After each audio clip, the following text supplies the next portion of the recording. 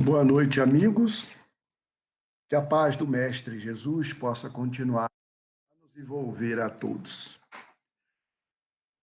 Conforme já adiantou o Gilson, estamos hoje concluindo o estudo do capítulo 6, o Cristo Consolador. Durante o mês de março, nós tivemos a oportunidade, através dos amigos Américo, Márcio, Andréia e Ciomara, de tecer considerações importantes, reflexões bastante elevadas a respeito dos temas o jugo leve, o Cristo Consolador e o advento do Espírito de verdade. Hoje nós vamos concluir, vamos relembrar algumas afirmações, alguns conceitos de Allan Kardec, alguns conceitos do Mestre Jesus para o nosso esclarecimento, para a nossa evolução espiritual. O Cristo Consolador. Consolador é aquele que consola, que alivia, que traz alívio para as nossas dores, para as nossas aflições. E esse é o Cristo. E o Cristo nos fez o convite sublime, conforme registrado pelo evangelista Mateus, no capítulo 11. Vinde a mim, todos vós que estáis aflitos e sobrecarregados, que eu vos aliviarei. Tomai sobre vós o meu jugo e achareis repouso para vossas almas. Suave é o meu jugo e leve o meu fardo. Que convite maravilhoso! Como recusar a um convite desse? O convite de Jesus se dirige a todos nós, membros, integrantes da humanidade. Jesus promete a todos nós um alívio, promete trazer um lenitivo para as nossas dores, para os nossos sofrimentos. Por que Jesus não prometeu a cura? Lembrou, durante a sua palestra, o nosso companheiro Márcio, porque a cura compete a cada um de nós conquistar.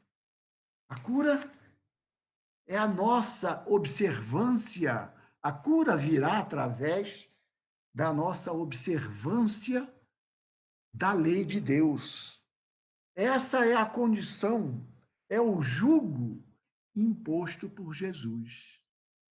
Nós conquistaremos também o repouso para as nossas almas, para os nossos espíritos, à medida que nós vivenciarmos esses ensinamentos da lei de Deus. Então, o convite de Jesus é um convite para chegar até Ele e que nós seremos aliviados. Mas Jesus também exige de nós uma contrapartida. E essa contrapartida é exatamente a observância do seu jugo, é o estudo da lei de Deus. E o povo intuiu que Jesus era um enviado de Deus, que Jesus era o ser mais perfeito que viera sobre a terra para servir de modelo e guia à humanidade. E aí, as multidões atenderam ao convite. O evangelista Mateus, no capítulo 4, versículo 23 e 25, ele retrata a sociedade da época de Jesus, retrata a resposta que foi dada ao convite de Jesus. Vamos nos permitir a ler esses 3 versículos do capítulo 4. Escreveu o evangelista Mateus: e percorria Jesus toda a Galiléia, ensinando nas suas sinagogas e pregando o evangelho do reino e curando todas as enfermidades e moléstias entre o povo. Os endemoniados, os lunáticos, os paralíticos, e ele os curava. E seguia-o uma grande multidão da Galiléia, de Decápolis, de Jerusalém, da Judéia e de além do Rio Jordão. Que descrição extraordinária de Mateus, mostrando como o convite de Mateus, mostrando como o convite foi aceito por aquelas multidões. E Dr. Bezerra de Menezes, nos seus estudos filosóficos, volume 3º, ele acrescenta que a palavra do mestre, ungida de inefável amor, abrasava os corações e infundia nas almas sentimentos e desejos mais do céu do que da terra. Então as multidões se sentiam elevadas ao céu ouvindo Jesus. Mas o mestre sabia que estava se aproximando o tempo dele retornar ao Pai, conforme disse, conforme registrou o evangelista João. E João também registrou a fala de Jesus que disse: sabendo Jesus que já era chegada a sua hora de passar deste mundo para o Pai, o mestre transmitiu aos seus discípulos as suas últimas instruções. E entre essas instruções, Jesus transmitiu à humanidade a promessa do Consolador. Se me amais, guardai os meus mandamentos. E eu rogarei ao Pai, e ele vos enviará um outro Consolador. O Espírito de verdade, que o mundo não pode receber porque não o vê e não o conhece. Mas vós conhecê-lo-eis. E o mestre acrescentou: o Consolador vos ensinará todas as coisas e vos fará recordar tudo o que vos tenho dito. Então, se o mestre, naquele momento em que transmitia aos seus discípulos as últimas instruções, disse que muita coisa ainda tinha que falar, mas não era o momento, então é porque a humanidade ainda não estava no momento certo de receber esses ensinamentos. Dr. Bezerra de Menezes, mais uma vez, trazemos aqui os seus ensinamentos, nos diz que Deus dá o ensino na medida da capacidade da humanidade terrestre. Então, não era o momento ainda de trazer esclarecimentos mais aprofundados para a humanidade naquele momento. E chegou, então, o Consolador. O Consolador é o Espiritismo. Oi? Tive aqui um atrapalho assim. Voltando. O Consolador é o Espiritismo. E Allan Kardec, lá no capítulo 1º do Evangelho, segundo o Espiritismo, ele nos fala que é a nova ciência que vem revelar aos homens, por meio de provas irrecusáveis, a existência e a natureza do mundo espiritual e de suas relações com o mundo material.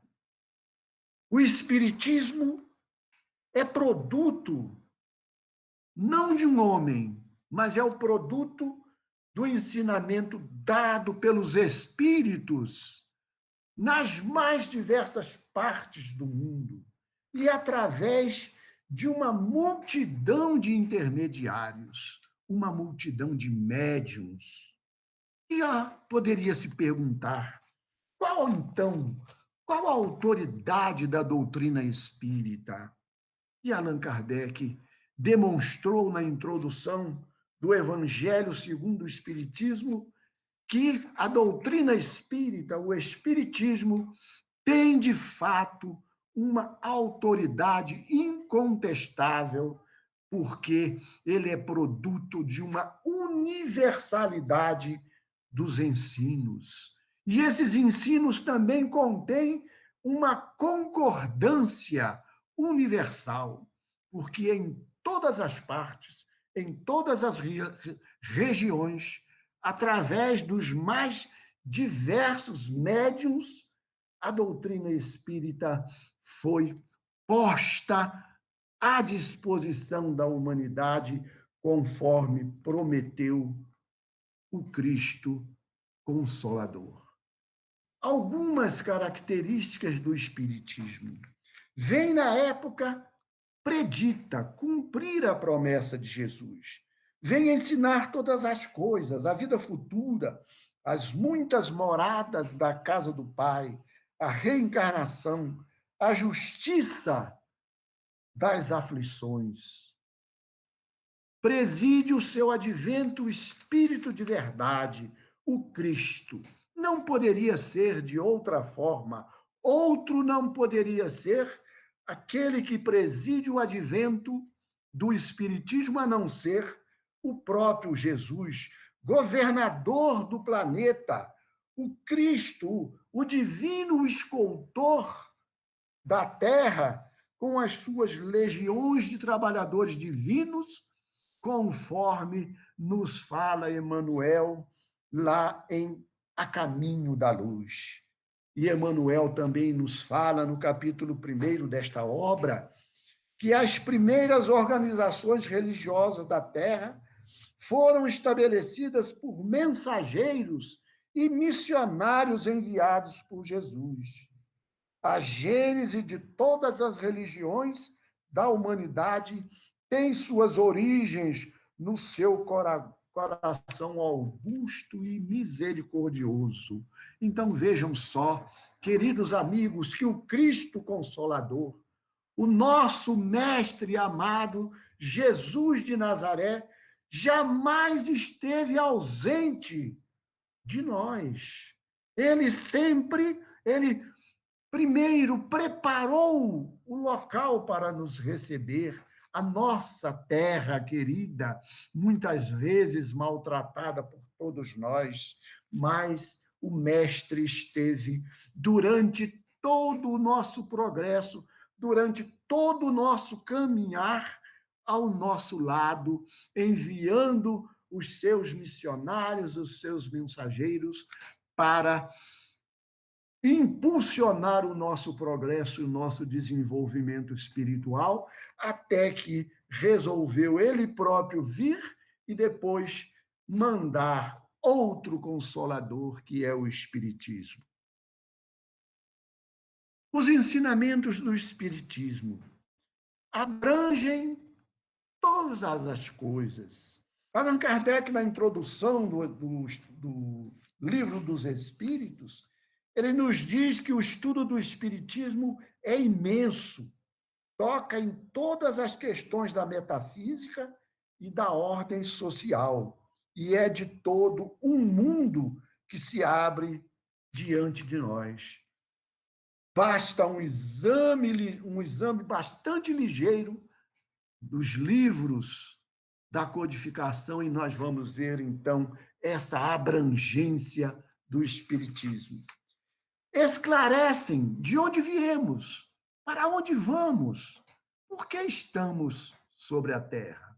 Nós sabemos que viemos do mundo espiritual e que vamos voltar ao mundo espiritual, mas de que parte, poderíamos perguntar? De que parte do mundo espiritual viemos nós? Viemos das colônias que são escolas, onde realizamos os nossos aprendizados para auxiliar no nosso progresso, na nossa caminhada, Ou viemos de colônias onde impera o sofrimento, a dor, o crime? Será que viemos de regiões trevosas? Ou vamos voltar para regiões trevosas? Tudo isso a doutrina espírita nos esclarece e mostra que depende de nós a resposta para onde vamos. E nos diz que estamos na Terra, planeta de provas e expiações, porque precisamos expiar e precisamos ser submetidos à prova.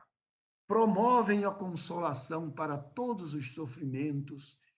Há uma causa justa e um fim útil. O capítulo 5º, lembrado há pouco pelo nosso companheiro Gilson Júnior, nos fala das provas, das causas anteriores e das causas atuais dos sofrimentos, nos fala dos objetivos do sofrimento, por que precisamos sofrer, por que devemos sofrer. E o livro dos Espíritos, lá na 4ª parte, nos fala das esperanças e consolações, nos fala da felicidade e da infelicidade relativa, da vida futura. Então, queridos amigos, a doutrina espírita mostra para todos nós por que nós estamos num planeta de provas e expiações e como nós poderemos auxiliar esse nosso planeta a também progredir na escala evolutiva dos mundos e progredirmos junto com o nosso querido planeta. E o Espiritismo realiza o que Jesus disse do Consolador prometido. Promove o conhecimento das coisas, atrai para os verdadeiros princípios da lei de Deus, atrai para os verdadeiros princípios da lei de Deus. Quais são esses princípios, queridos amigos? Amar o próximo como a si mesmo, amar os inimigos, amar a Deus acima de todas as coisas. E Jesus, no esplêndido Sermão da Montanha, ele nos mostra como nós poderemos fazer para realizar esses nossos objetivos de amar a Deus, de amar os nossos inimigos, de amar o nosso próximo. Consola pela fé e pela esperança. A doutrina espírita nos fala da imortalidade da alma, nos fala da reencarnação, das muitas moradas da casa do Pai e a vida futura que se abre diante de nós. Então, o consolo vem pela fé, pela esperança na misericórdia de Deus. Queridos amigos, o nosso tempo está acabando e nós precisamos chegar à conclusão com as nossas reflexões. Escolhemos do livro de Dr. Bezerra de Menezes. Bezerra de Menezes, Ontem e Hoje, as páginas 115, 122 e 128, algumas reflexões que o nosso querido Dr. Bezerra faz e que são totalmente pertinentes ao tema estudado na noite de hoje, no mês de março.